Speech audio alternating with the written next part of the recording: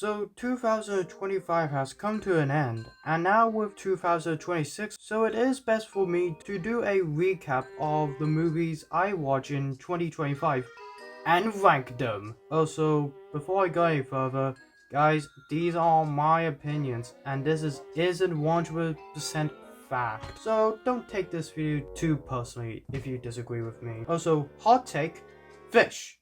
Right! I'll show you. Also, before I start the ranking, I'm starting a new series where I pick one of the comments, and that could be any of you! So what are you people waiting for? Get your comments on! So it's just really just whatever comment that is interesting or have anything to offer. It is NameSwitcher66. Rare YouTube recommend pool. Well, thanks for that. 2025 is a bit of an unhinged year to say the least. I mean, just look at all the events around 2025 and yeah, I think you can easily see why. But this isn't about a slot topic drama, this is about movies. However, I do want to clarify with my video is that without making the video an entire year to make, I want to kind of shorten my thoughts just for a bit, but if you want to hear my full thoughts on each film, then check out my Letterboxd account or profile, link in description, if you're interested to hear my full opinions. But enough already! So without further ado, let's get into it. Disappointment in the game of life! You know what? Every year had some pretty awful dumpster fires, while also at the same time, masterpieces just pop out of nowhere. Every year, it's like the yin and yang. There's always gonna be a masterpiece, while at the same time there's gonna be a bad shit movie. No, I'm not talking about the ones that's so bad it's good, it's so bad it's awful, it's so unwatchable. So, out of any of the films this year, the worst film I've seen in 2025.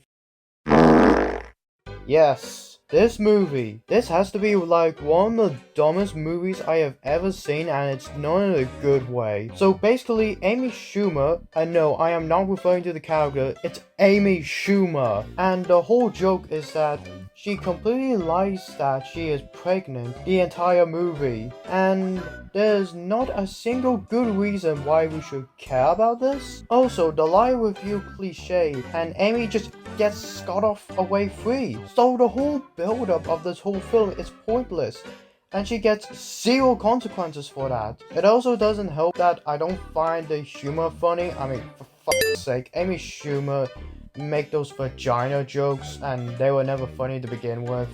This movie. I would never again want to watch this piece of shit of this film. I've come. If there's one thing to learn about the Electric State, it is that how not to adapt a book. Okay, admittedly, I haven't really read the graphic novel yet, but look at these pages. Look at this. What this tells you? It just brings all this landscape and has this constant fear of megalophobia as his pages examine. But this thing? It's helping humans. I know, it's nuts. No offense. Did it all the time.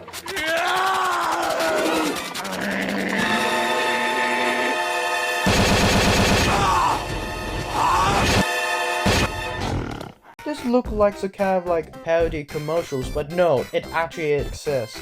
Like, you can't tell me they are not the same. What is even more embarrassing about this movie is that this movie has a $3 million budget, but all of a sudden they didn't decide to release in theaters and release it on Netflix?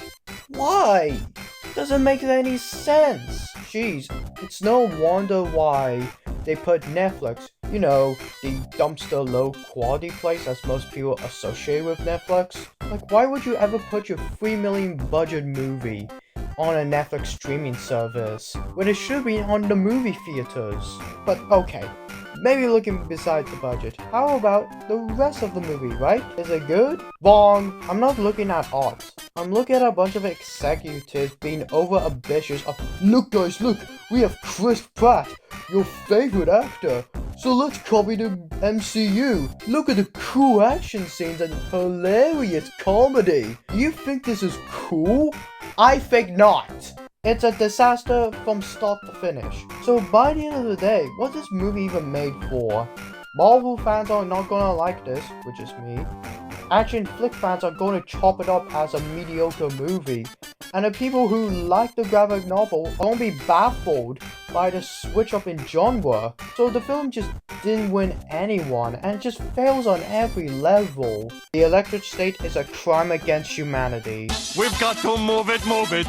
I call window seat. The reason why I include Night of Apocalypse, because this movie was released in theaters in the UK, so that's the reason why I counted this film on the list. So what are my thoughts on the film? Well, I was a little excited to see this film because I like the color theory of contrasting purple and green, and the first 10-minute act was okay, and I do like having the idea of zoo animals turning into monsters, which sounds like a fun time on paper, but in execution it has a lot left to be desired. The pacing in this film is so terrible. Like, they spent so much time how to cure the monster, but then they're like, we gotta use the soap because one of the mountain lion characters was a monster but went back normal with the soap, but on the big monster it didn't work. But then they realized that singing cures them. Wow, what a convenience. Also, talking zoo animals in San Diego Zoo. Yep, never heard of that idea before. There's also this lemur character who's charismatic and talk about pop culture horror movies. And the nail of the coffin of the film is the third act where they just break off. Like, I've seen so many times in anime movies where they have a sad scene and characters break up. It's so emotional. Do you feel the emotion, guys? Please. This is just giving me so much eye rolls at this point. Unfortunately, I was disappointed of this film. Night of the Apocalypse is just another generic kids movie. While watching The George, I had to stop the movie because this movie is so boring, I just had to turn it off. So, I guess this is probably the shortest part of my video. So this is all going to my memories. I found this film pretty underwhelming, and I just really cannot grasp the story, what they're trying to go with, and especially that song just completely kills it for me. So yeah, I have no feelings on this film whatsoever. That's it, I'm out of ideas. Alexander and the Terrible, Horrible, No Good, Very Bad Road Trip. Jeez, that's a mouthful.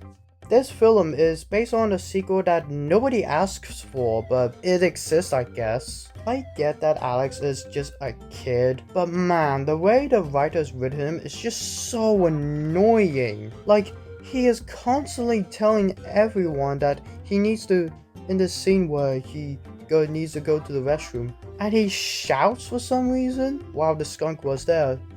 They just fought. It's just very contrived and very inconvenient. Things just happens in the film. The problem is that the humor of this film falls flat on its face. It is just so back and forward misfortune to the family, to the point that the story is just so head-aching. All the family members just act like a bunch of dumbasses and not in a funny way. Sure, Diary the Wimpy Kid has a similar premise with this road trip film, but at least that film is just self-aware enough to make the situation funny because well, Greg's egotistical attitude with a dysfunctional family. But here, Alexander just constantly warns that, oh no, this idol is going to go bad on us. By the end of the film, it turns out it's a fake. What's the point? What is the actual point of the film? So Alexander and the Terrible, Horrible, No Good, Very Bad movie is not worth a watch. Oh, I don't know. Did any of you heard of The Fountain of Youth? Well, me either, until some random advertiser from YouTube showed me this, and I was like, okay, I'll give it a watch. Doesn't seem the film to be too bad. While watching the film, it's pretty boring, not gonna lie. And the one word I would probably sum up this film would be forgettable. And the main problem is the film is very basic, like it's very vanilla, like you just can't heard this before, which is pretty unsurprising because this is coming from Apple TV. Both like the actions and the writing. I also find it hilarious that they stated the Titanic sank in Ireland, which is wrong because the Titanic sank in the Pacific Ocean. Get your facts right, movie. While I was interested in the idea of the Fountain of Youth of being this ancient territory, but the film just can't just forget about it and just become more like an Indiana Jones wannabe. Okay, I know it's kind of out of pocket that I include Thomas the Friend's Sword scenes together on the list, but I have rights, it's my choice. Plus, I'm a Thomas fan, so I can't let this go on the radar. Being a Thomas fan this year just feels like an accomplishment. I feel like I kept a promise to myself and it just pays off. And I bet most of you Thomas fans do feel the same way as I do. And that's simply because this series is now 80 years old. So it's great to be a fan, though this film is an exception. I was excited for this film just like the 10 minutes, until then I realized that for some reason Nia just spent so much time on not ruining the surprise, and just feels like a complete elongated TV special than anything. Though to be honest, I didn't really care for this one. Of course, this isn't my first time reviewing this film, as I've already discussed this film before, but for the sake of this video, aesthetically I love the film of being much more aquatic, water based, and it gives a lot more of a summer vibe to it. It's pretty surprising that Amber has more personality than the actual antagonist, but we'll get to the moment. I really like how Amber then all of a sudden they take notice of the guy and then they starts swimming and finally attacks. It's a very good setup of knowing how dangerous this dinosaur is, without going too overly crazy. The setup is just very dumb. This is why I don't eat Snickers. They also don't really do anything much with the human characters, and I don't feel like they justified enough with the cow dogs. They're mostly just trying to survive. Somehow, the captain managed to survive the D-Rex. How? But then it just ends with the character sailing a boat. It's just such a vague ending. And we just never really get to see the D-Rex in any ways. The D-Rex is supposed to be at the start, but we never really see the D-Rex that much. And there's just so much story opportunities they could have jumped into it. Like they could have made D-Rex kind of the King Kong around this island. But no, they just kept throw all of the concept. For shame. I don't think anyone wants to have another Jurassic Park film at this point. I am Steve. Okay. A Minecraft movie is probably the most polarizing movie of this year. It is just the fact that it is a movie based on a heavily stylized game into live action. And it's literally just the fact that this is the same animation production team behind the MonsterVerse films, and out of any characters, they cast Jack Black as Minecraft Steve. Yeah, I'm just lost for words here. Also, Jason Momoa is in this film, and he's the garbage man, I guess. In this entire film, they just can't turn Minecraft into this swing set.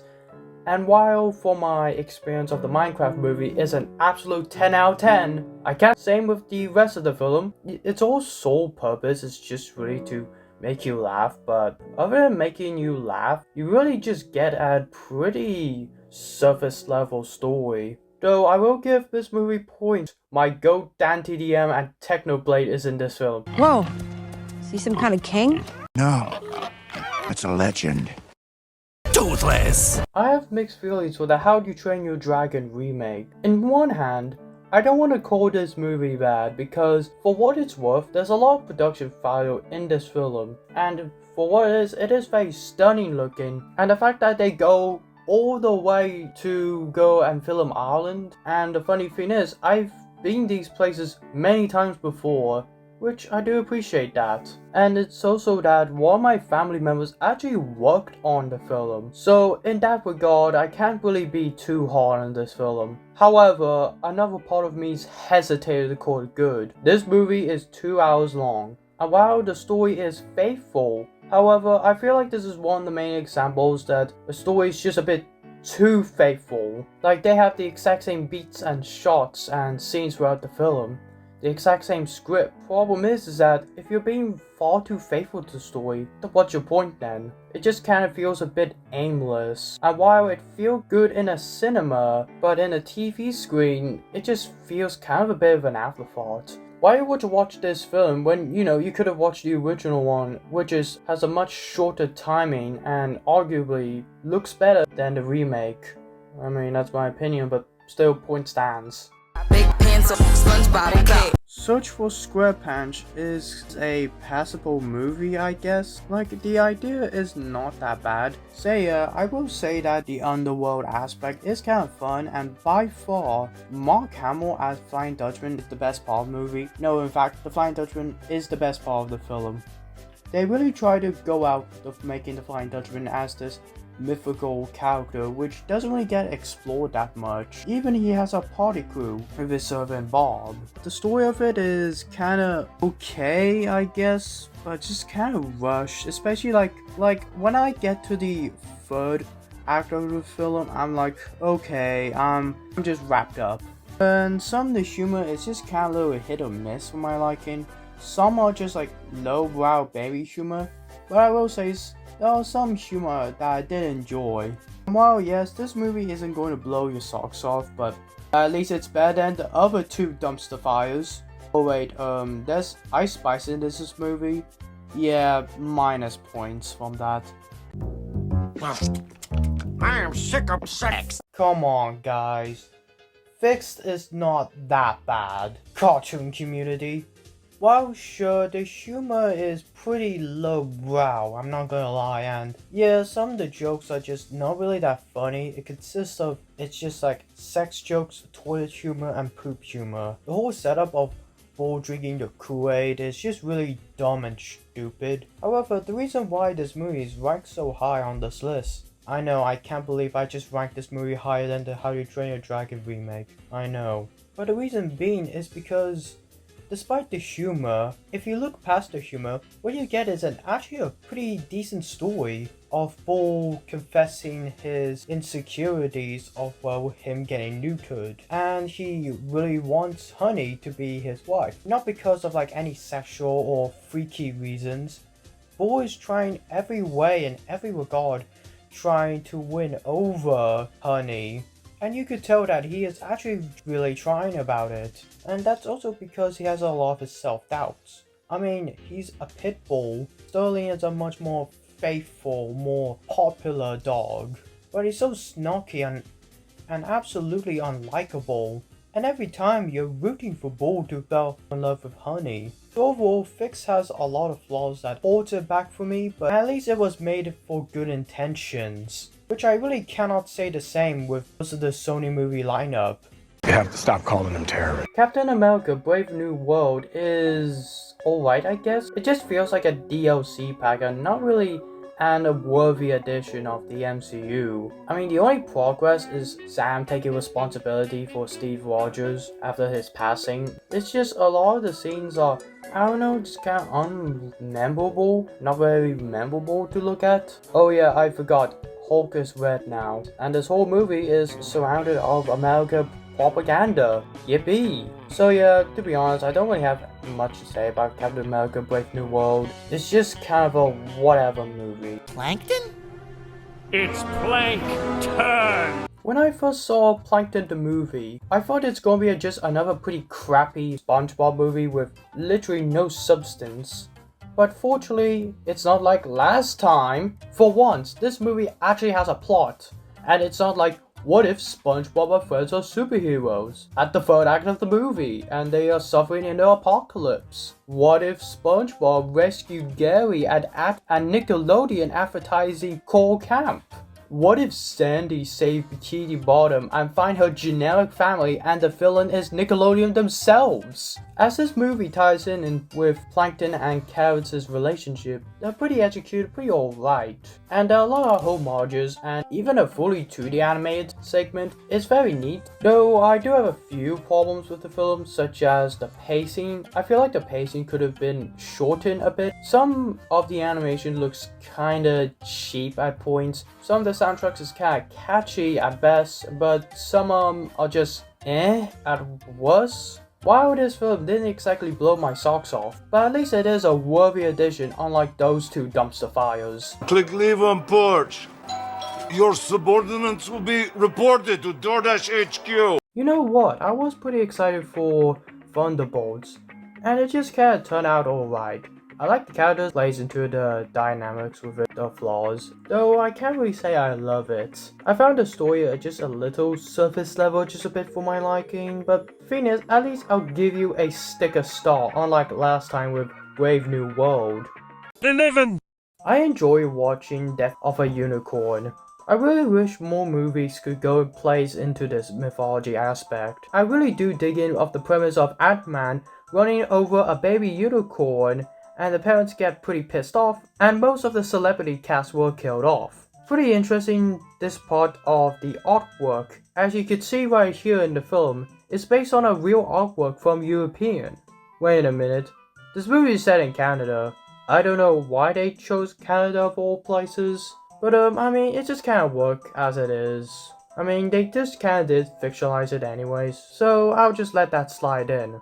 However, my only drawback from the film is the pacing. Like, this film is 1 hour and 40 minutes long, and I really wish they could have just shortened a bit, and the theme of greed is making me want to yawn a bit. Like, seriously, greedy corporations taking over. Like, it can be done well in media, but this one's just a bit too basic. But otherwise, Death of a Unicorn is a film that I wish Hollywood could have explored more in mythology and creatures in our modern world. Though if my criticisms are fixed in the film, this could have been one of my top 5 favorite films, but I'm happy to place it here.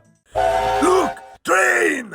Bullet Train Explosion is kinda cool. A movie about an unstoppable train, but this time it is a Japanese bullet train. Like, how cool is this? It's also worth noting that this is the same director, Shinzo Fujiya, I hope I pronounced it correctly, who also directed Shin Godzilla, so this sets the bar pretty high.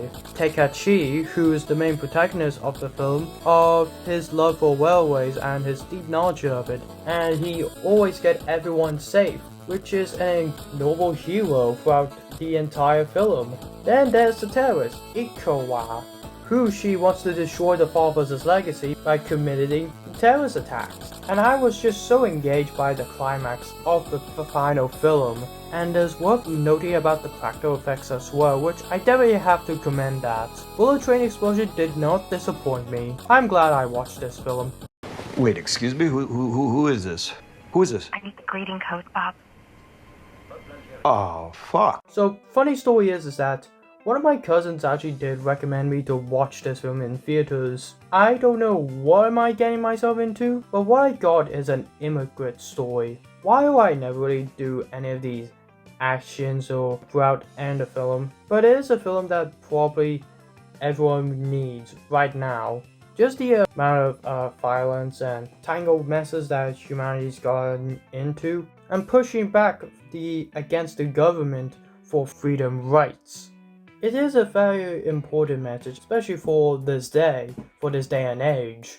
Though the scene where Bob just goes absolutely mental of a phone call because he cannot remember the code is one of the funniest and most memorable scenes of 2025. I think it's nice. I'm surprised with K-pop Demon Hunters.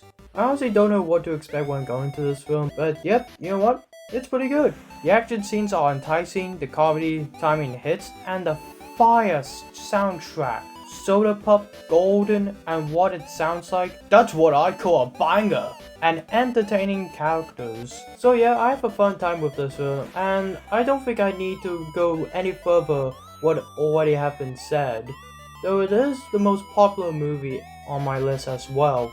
In one of my colleges, they actually played the Golden song while I was walking there, so that really does solidify how popular K-pop Demon Hunters actually are. 7. People should talk more about Lost in Starlight. It's not just a beautifully well-crafted animated film, which you could tell Jaya really cares about Nanyang, about the risks and dangers of traveling to Mars, despite the circumstance. as it is Ann Yun's goal is to fulfill her mother's desires going on Mars. And holy shit, film's climax when Ann Yun finally sees her dead mother's soul. And by that point, I just end up being attached to the film. Lost in the Starlight is a good movie, and any other films on the list, I really do highly recommend giving this film a check. 6! Dragon, despite being almost 3 hours long, but it's a good one. It follows a redemption story of Dragon who undermines his college education, but eventually bites him in the back because he has to go back, otherwise he's going to jail because of one of the companies, so he needs the qualifications if he wants to get his real life back, which unfortunately he didn't. It's one of these films that you don't need an action sequence to create attention. I feel the pressure in Dragon of his exams, and it actually is quite intense. Though that's because I did went through my hard exams, but things are going to get much harder in college. Oh boy, I was engaged with the entire storyline, and I did got something out of Dragon. 5, 4, 3. For this part of the segment, I have the same level of feelings of these films, though it's really simply because they're all based on an existing franchise and are all just interchangeable all in their own way, so it just doesn't really make a difference of these 3 specific films right here. Starting with Naked Gun. Now that's a real comedy, and I did go out of my way. I watched the original and that film was so peak, and it really goes to the original roots of the original Naked Gun. It's just to make you laugh. It's not overly drawn out movie or overly detailed heavy dialogue, but at the same time, not making the story too oversimplified or too annoying. It just starts to feel like bricks are thrown to your head. And there's also so many homages like, oh my god, Weird Al? Badass! Oh yeah, that's Clippy. Sweet. It's also wholesome that they actually homage Leslie Nielsen, which is bittersweet. Not you, OJ Simpson.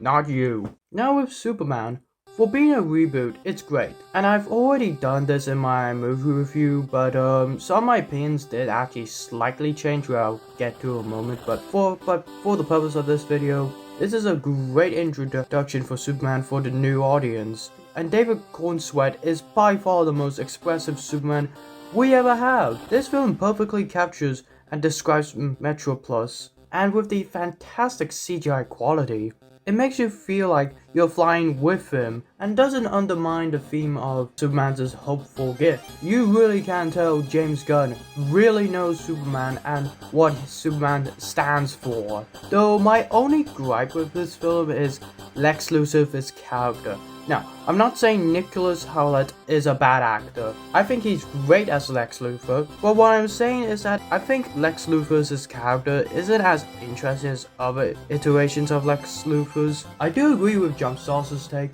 on Lex Luthor. You should check his channel, by the way.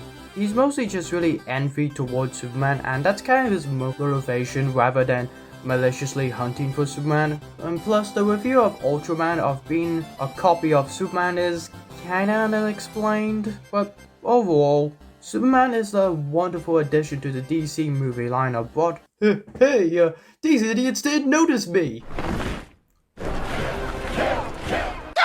The Fantastic Four is the film that I never really expect it's going to be made. They stick to the themes of family. While yes, it is kind of basic, but it's a good kind of basic. Also, Galactus is finally in the movie. My favorite Marvel villains here. He finally came. I bet Stanley is proud to see these characters in the big screen. Yes! Yes! Yes! Yes! Out of any movies on this list, Sinners is a film that I see that stands the test of time. It is directed by Ryan Coogler, and it's easily by far his best film. The movie's this point of the time where we remember of our culture, not to treat it as some kind of cult per se, but more like an embrace of what we stand for and push against hatred. The vampires in this movie aren't some malicious individuals. While yes, vampires are in this film, which on paper should not work, but it actually does. Remick is one of the many examples of a sympathetic villain. The true fact is that because he's an Irish person living in the American world, so he has no other choice of isolating his own Irish privileges. Until, you realize Remick is a vampire. The vampire's purpose in this film is that they suck blood as if they suck the culture away from the film, because every person with the blood is unique. Instead of put hatred and making everyone different, why not we just be the same person instead? Which sounds good on paper, but you realize that sucking all the culture and passion away and stripping and watering down will just give you no purpose in life. If you just strip all your personality away, what are you going to do?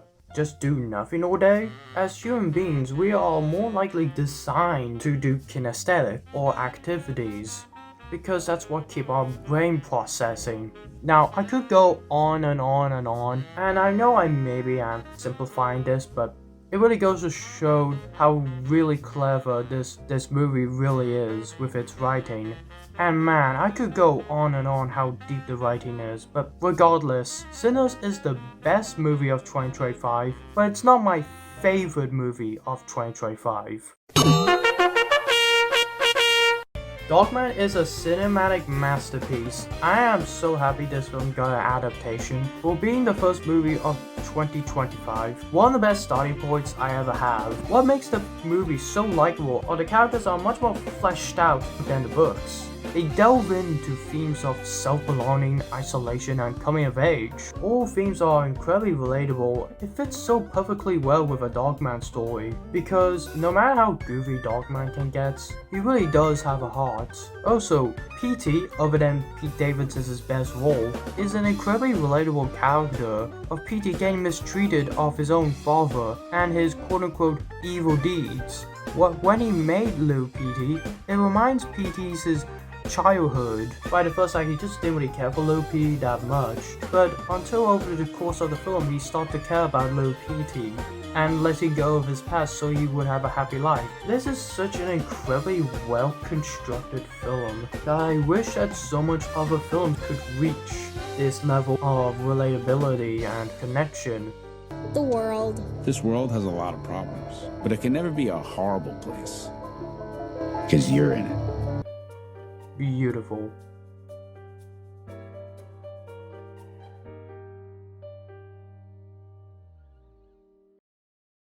But wait, I'm not done yet. What if I told you I have a number 0 spot? That's right, that spot belongs to the greatest YouTuber who made the all-time classic Crazy Gamer Inc. And he made Crazy Gamer Inc. Has a Party. It is one of the greatest videos known to man. It has laughs, drama, and action scenes. This film is truly a magnum opus that everyone on this planet has to appreciate about this wonderfully crafted art. Not video or content, pure art. Also, it's funny. If there's one word to describe movies of 2025, my choice of word would be weird. Weird in a sense of, I'm not saying the movies are bad because they're weird. What I meant the word weird is the concepts of the movie. Think about it. A lot of these films have such bizarre ideas back in their minds. For example, a family of 4 gains superpowers because of some space stations. Another example, Amy Schumer gets pregnant. I know maybe I'm just oversimplifying or overgeneralizing, but the outline of the blueprint is there. While the ideas sound off-putting on paper, but it can be executed well enough to justify the unusual idea. For some, it's just that some of them are just a complete mess. But from my perspective, it also has been a pretty diverse year for film. I watched so many genres, tones, and some even from completely different countries. It just feels like I've experienced so many different scientist experiments, and some of them work and some don't. But even then, it's just an experiment. It is worth noting that I've seen more movies than any other year, which is kinda crazy for me. And that's also partly because that I've I've watched more streaming service films, which is interesting because last year ago in 2024, I watched more movies on cinemas than any other year. But at the same time, 2024 is my least watched films so far, but 2025 is my most watched films. Though there are a handful of films I did miss out, probably for consideration reasons or just not ready yet, or completely intentionally missing out so I wouldn't waste my time. Or some I just didn't really get the opportunity to experience the films that I want to see, but oh well, at least I'm happy to settle down with this list. But for now, so that's everything I got to say.